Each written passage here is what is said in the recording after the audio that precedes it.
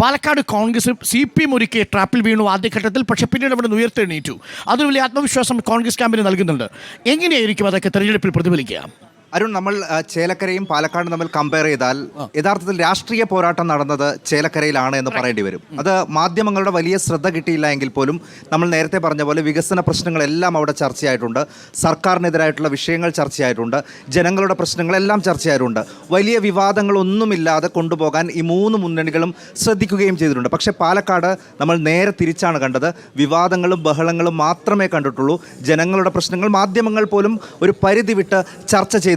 അതെനിക്ക് തോന്നുന്നു ഇവിടെ കോൺഗ്രസ് ആണ് CPMൻ്റെ കെണിയിൽ വീണതെങ്കിൽ അവിടെ കോൺഗ്രസിൻ്റെ കെണിയിൽ CPM ആണ് യഥാർത്ഥത്തിൽ വീണത്. അവിടെ ആദ്യം CPMന് വലിയ കോൺഫിഡൻസ് ഉണ്ടായിരുന്നു, എളുപ്പത്തിൽ ജയിച്ചു വരാം എന്നുള്ളത്. പക്ഷേ കോൺഗ്രസിൻ്റെ അവിടുത്തെ ചടുലമായ പ്രവർത്തനം ഏറ്റവും ഒടുവിൽ CPM തന്നെ സമ്മതിക്കുന്ന രീതിയിലേക്ക് കോൺഗ്രസ് അവിടെ പോയപ്പോൾ പിന്നീട് CPMഉം അതിന് പിന്നാലെ പോവുകയാണ് ഉണ്ടായത്. ഇവിടെ നേരെ തിരിച്ചാണ്.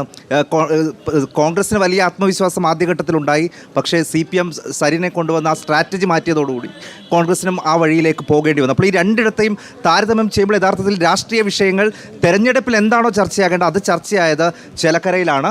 പക്ഷേ വിവാദങ്ങൾ ബഹളങ്ങൾ ഉണ്ടായത് പാലക്കാടാണ്. പക്ഷേ ജനങ്ങൾ അത് നമ്മൾ നേരത്തെ പറഞ്ഞതുപോലെ വോട്ട് പ്രഖ്യാപിച്ചപ്പോൾ തന്നെ അവരുടെ മനസ്സിൽ അവർ ഒരു തീരുമാനം എടുത്തിട്ടുണ്ടാകും.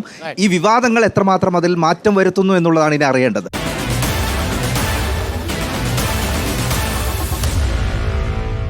Meet the editors.